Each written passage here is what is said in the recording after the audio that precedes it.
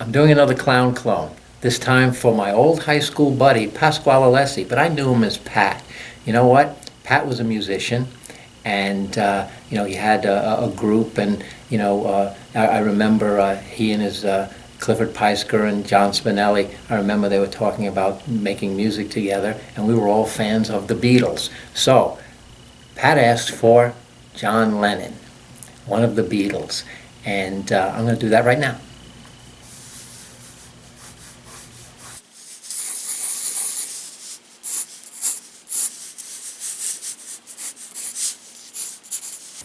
Because I'm going to be doing a drawing of the four Beatles, I'm going to be doing John Lennon as a conglomeration of, what I think is, the different periods of John Lennon, the old and the new.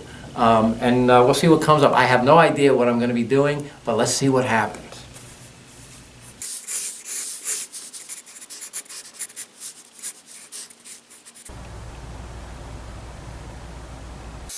Yeah, so I'm giving him a composite John Lennon from many points in his career, and I'm going to give him the Sgt. Pepper costume because that is the most clown-like.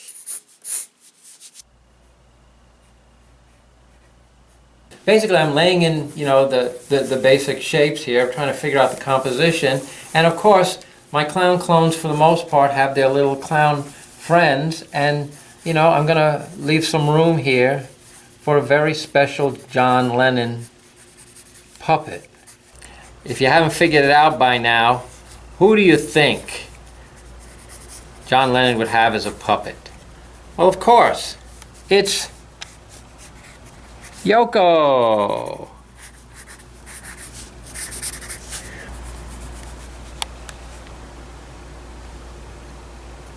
I'm going to clown her up a little bit, this Yoko. I'll give her the stuff, give her a little clown nose. I remember I was living in New York. John was making his comeback. It would have been real interesting to see what John was going to become. His life was cut short. I remember walking down Columbus Avenue, 1976, and I saw an attractive Asian woman with a date walking up Columbus Avenue. And I noticed the Asian, the woman first, and I looked at her and I went, holy crap, that's Yoko Ono. And I looked at the guy that had his arm around her, and it was John Lennon. And I walked right by them, I looked at them, I smiled at them, they smiled back. And it was just a little chance encounter, because I lived around the block from the Dakota, where unfortunately John was killed. Yeah, so now I'm just roughing in some fun little ideas here. I was thinking of what to add, so since I don't know why, but John Lennon was the walrus, and I felt compelled to put it in there.